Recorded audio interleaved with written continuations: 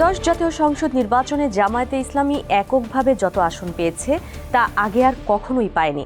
বাংলাদেশের স্বাধীনতার সরাসরি বিরোধিতা করার অভিযোগ রয়েছে দলটির বিরুদ্ধে। সেই ইতিহাসকে সঙ্গে নিয়েই এবার বাংলাদেশের সংসদে প্রধান বিরোধী দলের আসনে বসতে যাচ্ছে জামায়াত। কিভাবে উত্থান হলো এই দলটির? বিবিসি বাংলার এক প্রতিবেদনে তুলে ধরা হয়েছে বিষয়টি। মুক্তিযুদ্ধের মাধ্যমে বাংলাদেশ স্বাধীন হওয়ার পরে রাজনৈতিক উদ্দেশ্যে ধর্মের অপব্যবহার নিষিদ্ধ করা হলে জামায়াতে ইসলামীর সাংগঠনিক অস্তিত্ব দৃশ্যত স্বাধীন বাংলাদেশে বিলীন হয়ে যায়। এ অবস্থায় দলটির বিভিন্ন পর্যায়ের নেতাদের অনেকে তখনকার ক্রিয়াশীল কিছু রাজনৈতিক দলে ভিড়ে যান। তবে ১৯৭৫ সালে শেখ মুজিবুর রহমানের হত্যাকাণ্ডের পর জামায়াতের জন্য পরিস্থিতি পাল্টে যায়। ১৯৭৬ সালের ৩ মে তৎকালীন রাষ্ট্রপতি এএসএম সায়েম একটি অধ্যাদেশ জারি করেন, যার মাধ্যমে ধর্মভিত্তিক রাজনীতির ওপর নিষেধাজ্ঞা তুলে নেওয়া হয়। কিন্তু তারপরেও মুক্তিযুদ্ধকালীন যুদ্ধাপরাধ ও স্বাধীনতার বিরোধিতার ইস্যুতে জনমনের তীব্র ক্ষোভের বিষয়টি বিবেচনায় নিয়ে দলটির গোপনে সক্রিয় থাকা নেতারা তখনও জামায়াত নামে দলের কার্যক্রম না শুরু করে ভিন্ন নামে দল গঠন করে কার্যক্রম চালিয়ে যাওয়ার কৌশল নেন। এর ধারাবাহিকতায় ১৯৭৬ সালেই আরও কয়েকটি ধর্মভিত্তিক দল মিলে ইসলামিক ডেমোক্রেটিক লীগ আইডিএল নামের একটি রাজনৈতিক প্ল্যাটফর্মের ব্যানারে জামায়াতে ইসলামিক তৎপরতা শুরু করে। আইডিএলের ব্যানারে জামায়াত নেতাদের সংসদে যাওয়ার পর ১৯৭৯ সালের মে মাসে জামায়াতে ইসলামীর নামেই একটি কনভেনশন আহ্বান করা হয় দলটির তখনকার একজন নেতা আব্বাস আলী খানের নেতৃত্বে।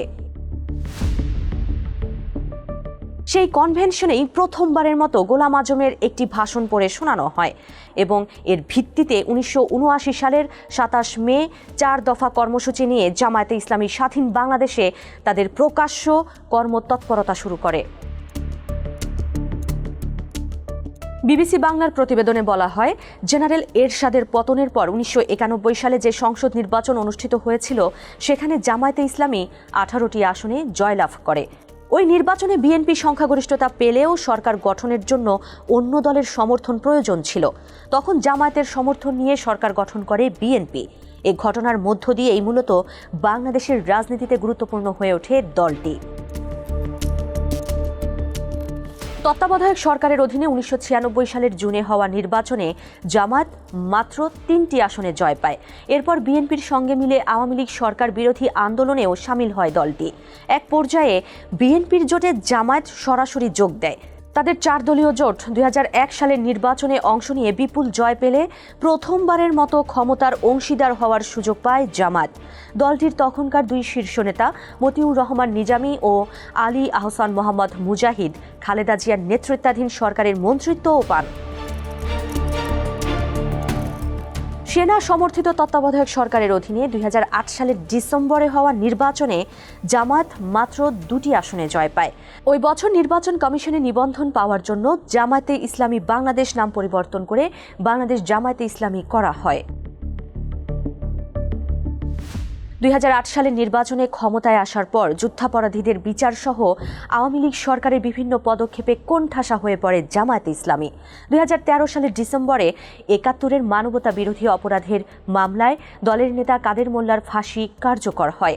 এর আগে থেকেই মানবতা বিরোধী অপরাধের বিচারের সময় দলটির গুরুত্বপূর্ণ অনেক নেতা আটক হলে বেশ চাপের মুখে পড়ে দলটি।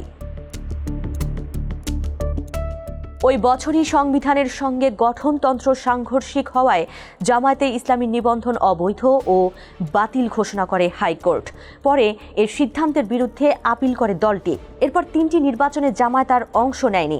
২০১৮ সালের বিরোধী দলগুলো নির্বাচনে অংশ নিলেও জামায়াত নেতারা জাতীয় ঐক্যফ্রন্টের ব্যানারে বিএনপির ধানের শীষ প্রতীক নিয়ে নির্বাচন করেছিলেন। মানবতা বিরোধী অপরাধের দায়ে সাজা খাটা অবস্থায় ২০১৪ সালের অক্টোবরে মারা যান গোলাম আজম।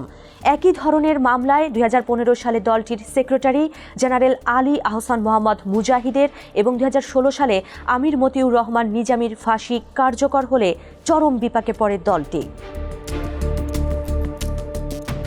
২০২৩ সালের নভেম্বরে সুপ্রিম কোর্টের আপিল বিভাগ জামায়াতে ইসলামীকে নির্বাচন কমিশনের দেওয়া নিবন্ধন অবৈধ বলে হাইকোর্ট যে রায় দিয়েছিল তার বিরুদ্ধে দলটির আপিল আবেদন খারিজ করে দেয়।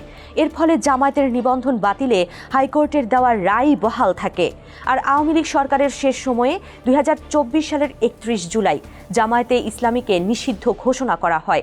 পরে ওই বছর অগাস্টে শেখ হাসিনা সরকারের পতনের পর অন্তর্বর্তী সরকার ক্ষমতায় এলে আদালতের নির্দেশে আবারও দলটি নিবন্ধন ফিরে পায়।